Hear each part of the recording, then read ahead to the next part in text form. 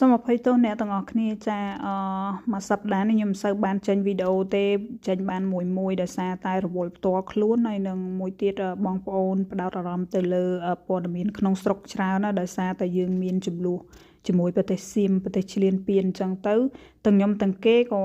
ចាប់អារម្មណ៍តែទៅលើព័ត៌មាននឹងដែរតាមដានព្រឹត្តិការណ៍នឹងរហូតបងប្អូនចាប៉ុន្តែដើម្បីវង្វេងអារម្មណ៍បងប្អូនមកកុំឲ្យទុកសោកខ្លាំងពេកមកមើលពីទស្សនវិជ្ជានៅស្រុកគេនេះនៅប្រទេសណ័រវេសបងប្អូនចាហើយវីដេអូដែលខ្ញុំធ្វើនេះគឺអំពីសាច់ក្រកធ្វើអំពីសត្វប្រចាំតំបន់នៅប្រទេសណ័រវេសហ្នឹងគឺសាច់ប្រើសហើយនឹងសាច់ក្តាន់អញ្ចឹងណាបងប្អូនសាច់ប្រើសសាច់ក្តាន់ហើយនឹងត្រីបាឡែនបងប្អូនចាគេធ្វើជាសាច់ក្រកចានេះគេនៅស្រុកអឺរ៉ុបនេះគេហៅសាឡាមីចាគេធ្វើសាច់ក្រកហ្នឹងចិត្តស្ដើងហើយនៅលើ